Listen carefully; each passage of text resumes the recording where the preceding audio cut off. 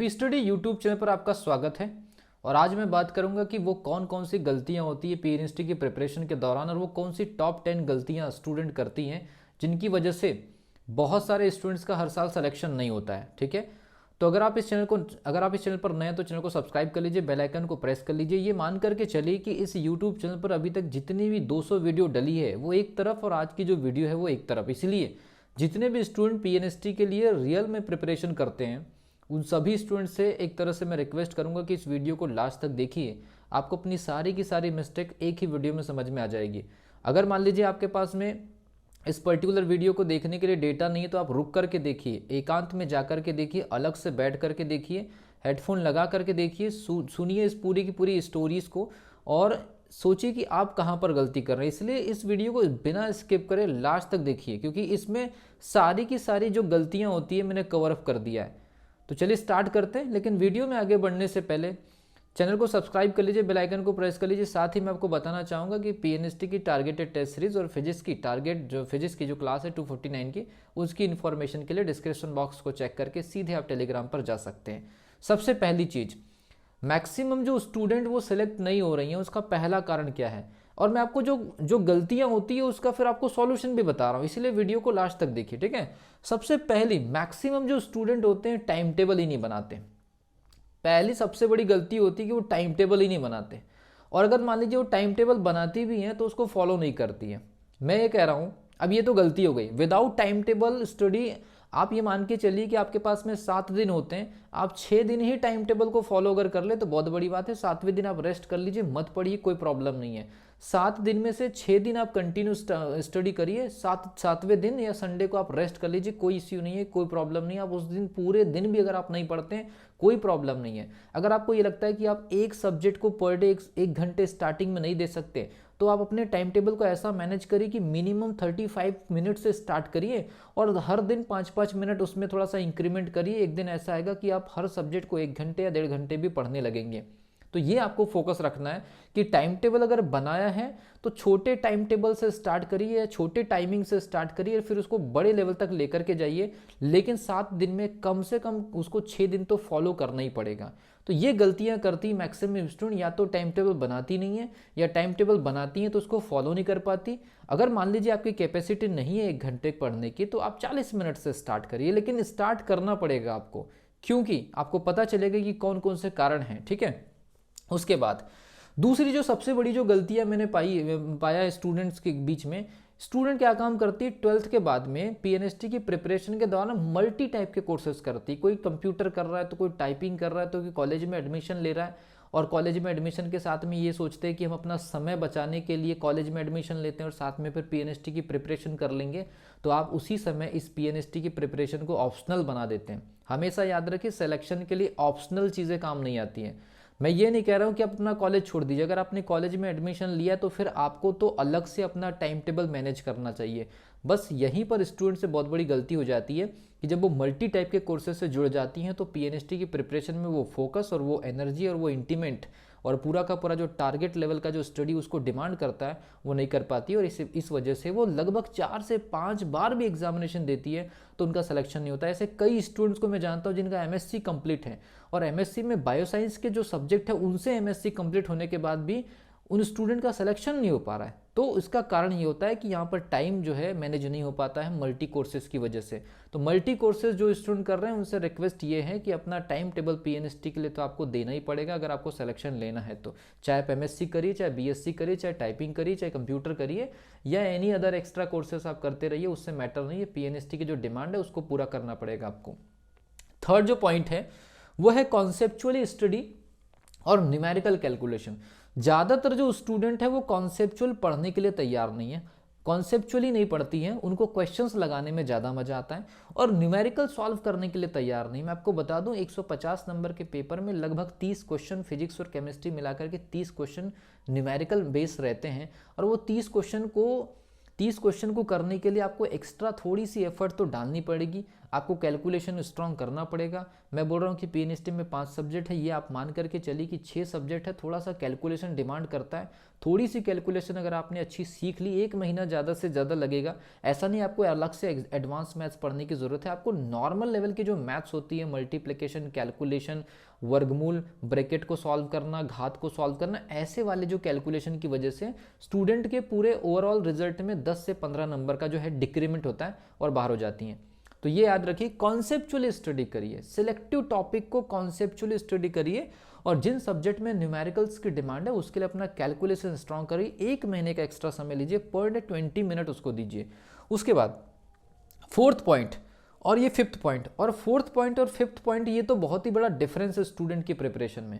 मैंने यूट्यूब पर देखा है स्टूडेंट क्या काम करते हैं, 400-400 500-500 क्वेश्चन लगाने के लिए भीड़ में लाइव क्लास में चले जाते हैं। और मैंने चैट सेक्शन भी रीड किया है, स्टूडेंट इजी क्वेश्चन लगाने के बाद बहुत ही खुश हैं। मतलब इतने सरल क्वेश्चन करवाए जाते हैं, कुछ कुछ लोग ऐसे ऐसे सरल क्वेश्चन कराते हैं जिनका पीएनएसटी से दूर दूर तक कोई लेना देना नहीं है, और वहाँ पर स्टूडेंट ये चैट सेक्शन में मेंशन कर रही हैं जाकर कि बहुत मज़ा आ रहा है टेस्ट सॉल्व करने में, या एकदम जिसका पीएनएसटी से कोई संबंध नहीं है। ऐसे ऐसे ईजी क्वेश्चंस, मतलब सब्जेक्ट तो है लेकिन ऐसे ऐसे इजी क्वेश्चंस को सॉल्व करके लड़कियां इतना खुश हो रही है, कई कई जगह पर मैं देख रहा हूँ। तो याद रखिए, ऐसे स्टूडेंट का तो पीएनएसटी का पूरी तरह से जो प्रिपरेशन है वो ख़राब हो जाएगा, क्योंकि आप 50 से 60 70 सॉरी 60 ज़्यादा बोल दिया, 50 नंबर के आसपास आपका लेवल है। अगर आप इजी क्वेश्चंस कर रहे हैं, आप 50 to 55 आप मान करके चलिए, जो आपने फॉर्म भरा है, पैसे भरा है, पैसा वसूलने के लिए, ये मान के चलिए कि आपके 50-55 नंबर आपको मिल जाएंगे। इजी क्वेश्चंस जहाँ जहाँ सॉल्व करवाए जा रहे हैं, कोई भी आपको करवा रहा है, आपका करियर खतरे में है। दूसरी चीज़, टफ क्वेश्चंस। इजी क्वेश्चन और टफ क्वेश्चन का अपना एक रेशियो मेंटेन होता है।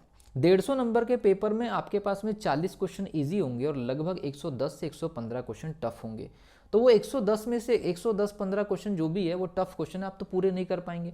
तो मैं ये मान के चल रहा हूँ कि लगभग उसमें अगर 110 क्वेश्चन जो टफ बन रहे हैं, अगर इजी क्वेश्चन 40 है तो 40 में से अगर आपके 30-35 भी सही हो गए और 110 टफ क्वेश्चन है, तो आपकी एक्यूरेसी अगर वहाँ 60% भी रही, तो आपके फिर वहाँ पर ये मान के चलिए कि लगभग 60 से 65 नंबर और बनेंगे, और इजी में 30, तो आप 90 क्रॉस कर जाएंगे। इसलिए टफ से टफ क्वेश्चंस को एनालिसिस करके सॉल्व करने की हैबिट डालिए, भले उसमें टाइम जाए, क्योंकि वही आपको सिलेक्शन तक लेकर के जाएगा। उसमें भले आपको प्रॉब्लम हो, हेजिटेशन हो, क्वेश्चन को सॉल्व करते समय बहुत सारी प्रॉब्लम्स आएंगी, लेकिन वही क्वेश्चन आपको सिलेक्शन तक लेकर के जाएगा। तो ये हैबिट अभी से डाल लीजिए। देन उसके बाद 6वां नंबर, स्टडी मटेरियल और ओल्ड ईयर पेपर की स्टडी। ज़्यादातर जो स्टूडेंट क्या काम करते हैं, किसी की कही गई बातें और सुनी गई बातों के आधार पर स्टडी मटेरियल का सिलेक्शन करते हैं और ओल्ड ईयर पेपर को सॉल्व नहीं करते, पहली चीज़। लेकिन कुछ लोग क्या काम करते हैं, ओल्ड ईयर पेपर उठा लेते हैं और उसके पेपर के आंसर्स को देखते चले जाते हैं। सबसे बैड हैबिट है प्रिपरेशन की।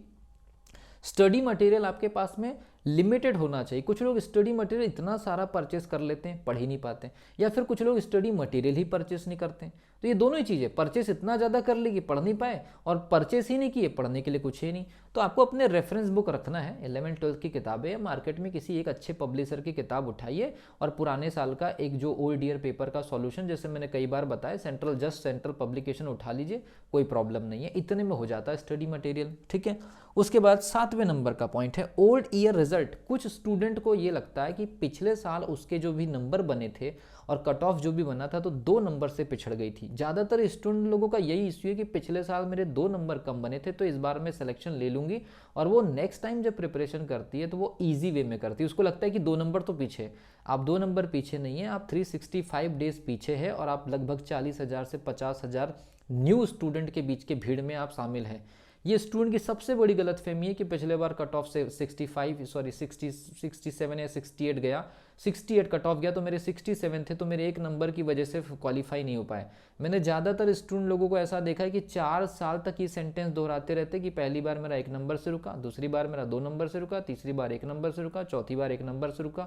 ऐसा क्यों हुआ? क्योंकि आपने ये सोच लिया कि आपका 1 नंबर से रुका, और आप लेजी वे में, या फिर ये मान के चलिए कि एक आरामदायक तरीके से तैयारी करते हैं। आप ऑलरेडी 365 दिन के लिए बाहर हो चुके हो, और नए 365 दिन के बाहर होने की तैयारी चल रही, फिर आप बाउंड्री पर जाएंगे, फिर आप रोकेंगे।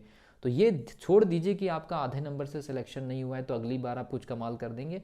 आप पूरी तरह से जो है आपका फिर से वहीं पर आप बाउंड्री पर जाके रुक जाएंगे। तो ये याद रखिए।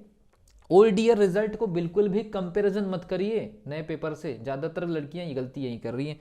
उसके बाद एक और चीज़ है, टारगेट स्कोर प्लान नहीं करती लड़कियां। टारगेट स्कोर प्लान करने का मतलब ये होता है कि भाई अगर आपको 150 नंबर के पेपर में सिलेक्शन लेना है तो एक टारगेटेड अपनी स्ट्रेंथ और वीकनेसेस के बेसिस पर एक अपना स्कोर प्लान करिए। मैंने इसके ऊपर काफ़ी सारे वीडियोस बताया है। तो आप बॉटनी जूलॉजी का टारगेट बनाइए कि मुझे 30 में से 18-20 लेकर के आना है। फिजिक्स में चलिए ठीक है, न्यूमेरिकल कैलकुलेशन है तो कम से कम 15 से 16 का प्लान करिए, उसको अचीव कैसे करना है, वो टारगेट को हासिल कैसे करना है। सेम केमिस्ट्री और इंग्लिश के लिए।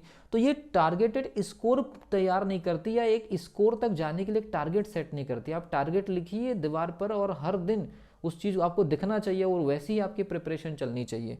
देन उसके बाद टारगेट सेट नहीं हुआ ये तो अलग मैटर। एक्यूरेसी पर फोकस नहीं है कि आपने 10 क्वेश्चन उठाया, आपके 6 सही हो रहे कि 7 सही हो रहे, ये एक्यूरेसी चेक करने का तरीका है। अगर आपने 10 में से 6 क्वेश्चन उठाए तो आपकी एक्यूरेसी 60% है। 20 क्वेश्चन में से अगर आपने 15 क्वेश्चन उठाए तो आपकी जो एक्यूरेसी 75% है। ऐसा आप ऐसा चेकिंग प्रोसेस से भी आपको खुद से एनालिसिस करना चाहिए। इसके अलावा स्पीड मेंटेन नहीं कर पाते क्वेश्चन को सॉल्व करने में। अगर आप ज़्यादा समय लेंगे तो 120 मिनट के पेपर में 150 क्वेश्चन कैसे आप अटेम्प्ट कर पाएंगे। एक्यूरेसी पर फोकस नहीं रखती हैं और स्पीड पर अगर आप फोकस नहीं रखती हैं तो ये मान के चले फिर आपके लिए पीएनएसटी फिर आपके लिए एक अलार्मिंग सिचुएशन बन के आएगा। एक और चीज़ है, कई स्टूडेंट लोगों को एक वहम रहता है, भ्रम रहता है कि इसमें तो 60-65 नंबर में या हमारी कैटेगरी में तो इतने में सिलेक्शन हो जाता है, तो वो पहले ही अपने टारगेट को छोटा कर लेते हैं। कोई कह देता कि भाई हमारा तो 60 नंबर में, पुराने जो सिलेक्टेड लोग होते हैं वो बताते हैं कि हमारा 60 नंबर में हो गया था। तो वो सिचुएशन अलग थी, वहाँ स्टूडेंट कम थे, सीट ज़्यादा थी। पहले 1240 सीट हुआ करती थी जीएनटी की और कैंडिडेट बैठते थे 17 से 18,000। आज सीट देखिए कितनी है डीएचएस के अंदर, 570 सीट है और कैंडिडेट इस बार 50,000 प्लस चले जाएंगे। इस पिछले बार 43,000 के आसपास बैठे थे। तो पहले कैंडिडेट बहुत कम बैठते थे, आज से लगभग 1/3 बैठते थे और सीट 1.5 गुना से भी, सॉरी 2-2.5 गुना ज़्यादा थी, मतलब 2.5 गुना थी पहले। तो सोच लीजिए कि कंपटीशन पहले कम था, इसलिए 60 में भी सिलेक्शन हुआ है, 57 में भी हुआ है। कैटेगरी वाइज अगर आप देखेंगे तो 54 नंबर में भी सिलेक्शन हुआ है और ओल्ड टाइम में देखेंगे तो 52 नंबर में भी सिलेक्शन हुआ। वो दिन गए। तो पुराने लोगों की बात अगर आप सुनेंगे तो आप अपना टारगेट छोटा रखेंगे। टारगेट छोटा रखेंगे तो अगर आपने 70 का टारगेट रखा तो आप 45 नंबर लेकर के आओगे। 100 का टारगेट रखेंगे तो आप हो सकता है 80 नंबर लेकर के आए। 120 का टारगेट रखेंगे तो हो सकता है आप 95 नंबर लेकर के आए। तो टारगेट अगर आपने गलत सेट कर लिया या किसी पुराने जो सिलेक्टेड लोगों की बातों को अगर आपने सुन लिया कि हमारा तो 60 में हो गया था, तो फिर आप तो पूरी तरह से हो गए, फिर आपका तो काम ही हो गया। ठीक है। उसके बाद 9वां जो पॉइंट है, स्टूडेंट शॉर्ट नोट्स नहीं बनाती। हर यूनिट का एटलीस्ट 5 से 6 टॉपिक के छोटे छोटे शॉर्ट नोट बनाइए। और मैंने इस यूट्यूब चैनल पर आपको बता दूं 200 वीडियोस में कम से कम 70 से 80 वीडियोस ऐसे शॉर्ट वीडियोस डालें, उसका एक नोट्स बना लीजिए, आपको बहुत बेनिफिट मिलेगा। अगर हमारे इस यूट्यूब चैनल से आपके टोटल रिजल्ट में 10 नंबर का भी इंक्रीमेंट होता है तो आप ये मान करके चलिए वो कितना बड़ा उसका वैल्यू आपको पता नहीं है अभी। पीएनएसटी की प्रिपरेशन के लिए मार्केट में कोचिंग इंस्टीट्यूट 20-20 हज़ार रुपये चार्ज करती है, 20-20 हज़ार रुपये, 15-15 हज़ार रुपये चार्ज करती है। और अगर आप इस पर्टिकुलर यूट्यूब चैनल से जुड़े रहने के बाद अगर केवल 10 नंबर भी अगर आप इंक्रीज़ करते हैं तो वो 20,000 रुपये एक तरफ और इस यूट्यूब चैनल की इन्फॉर्मेशन और गाइडलाइंस एक तरफ होगी आप लोगों के लिए। इसलिए एकदम टारगेटेड स्टडी करिए। तो शॉर्ट नोट बनाइए। मैंने जितने भी शॉर्ट वीडियोस अपलोड करे सबको आप देखिए, वो एकदम पूरी प्रॉपरली तरीके से, और उसका एक कॉपी बना लीजिए। इसके अलावा रिवीजन नहीं करते, जितना रिवीजन कर सकते हैं 1 टाइम 2 टाइम 3 टाइम 4 टाइम, जितना आपकी जितनी कैपेसिटी है। उसके बाद टाइमर टेस्ट लगाइए। जैसे अभी हमारा जो टेस्ट स्टार्ट हो रहा है वो एक टाइमिंग में होगा, टाइमर टेस्ट लगाइए क्योंकि आपके पास 120 मिनट में 150 क्वेश्चन है। तो टाइमर टेस्ट से आपको सही पता चलेगा कि आप कर क्या रहे हैं। देन उसके अलावा एक और चीज़ मैं आपको बताना चाहूँगा, ये पॉइंट मैंने लास्ट में शामिल किया है। कोचिंग इंस्टीट्यूट किस प्रकार से स्टूडेंट को डाइवर्ट कर रहे हैं। वो नीट और पीएनएसटी में ही उलझा करके रखें कि उनको पैसे लेना है नीट के नाम पर और पढ़ाना पीएनएसटी का है, उलझा के रखना है नीट के नाम पर। और उसमें 2 प्रकार की चीज़ें मिस्टेक्स हो रही है। कई लोग क्या काम कर रहे हैं, स्टूडेंट को ये बता रहे कि ये क्वेश्चन 2014 में आया था या 12 में आया था, और स्टूडेंट कभी क्रॉस चेक नहीं करती। दूसरा ये होता है कि ये तो हो गया एक तरह से, दूसरा ये बताते कि ये वाले क्वेश्चन आते नहीं है। देखो, एक क्वेश्चन ऐसा बता दिया जो 2014 में आया था और वो आया ही नहीं, वो रियलिटी में आया ही नहीं, केवल स्टूडेंट को खुश करने के लिए डायलॉग बता दिया आपको कि 2014 में आया था, इसको देख लीजिए आप। तो स्टूडेंट ब्लाइंडली आंख मूंद करके विश्वास कर लेते कि सच में आया भी है या नहीं आया है। देन उसके बाद फिर एक कुछ ऐसे लोग होते हैं जिनको पढ़ाना काम होता है, वो अपनी ही मनमर्जी से चलते हैं। उनको स्टूडेंट को सेटिस्फाइड नहीं करना होता है, उनको खुद को ही सेटिस्फाइड करना होता है। तो वो सीधे सीधे साफ साफ बोलते थे कि ये टॉपिक जो है टेस्ट में नहीं आता, या ये वाला जो टॉपिक है या ये वाला इस टॉपिक से क्वेश्चन जो है पीएनएसटी में नहीं आते। मुझे भी नहीं पता, आपको भी नहीं पता कि एग्जामिनर सिलेबस के अंदर से क्या फेंक देगा आपके सामने। तो हमेशा अन सिचुएशंस, ये जो सिचुएशंस आपके विपरीत जाने वाली है उसके लिए भी आप मानसिक रूप से तैयार रहिए। एग्जामिनेशन इसी चीज़ के लिए सेट होती है। तो ये चीज़ होती है। कई बार कोचिंग इंस्टीट्यूट क्या काम करते हैं, स्टूडेंट को खुश करने के लिए या तो फिर टीचर को खुश करने के लिए। स्टूडेंट को खुश करना है तो सबसे सही है ईजी क्वेश्चंस करा दे, जल्दी जल्दी आंसर आ जाएंगे, स्टूडेंट खुश हो जाएंगे। और खुद को सेटिस्फाइड करना है तो ऐसी चीज़ पढ़ाते चले जाओ जिसका एग्जामिनेशन से ही रिलेशनशिप नहीं है। तो बस ये जो पॉइंट्स थे मैंने आपको बताए, जितने भी यहाँ पर आपको खुद में गलतियाँ दिखती है उसको रिजॉल्व करिए। और कल से इस वीडियो को देखने के बाद एक नए टाइम टेबल के साथ एकदम फ्रेश माइंड से आप स्टडी करिए। भले आप 3 बार फेल हो चुके हो, 2 बार फेल हो चुके हो या 1 बार फेल हो चुके हो आप, या पास आउट अभी जस्ट हुए हो, एकदम फ्रेश माइंड से पुरानी चीज़ों को भूल करके आप स्टडी को स्टार्ट करिए। फाइनल जो रिजल्ट होगा नेक्स्ट टाइम वो आप लोगों के लिए बहुत बेहतर हो, ऐसी उम्मीद करता हूँ। मिलता हूँ अगली वीडियो में, तब तक के लिए wish you all the best.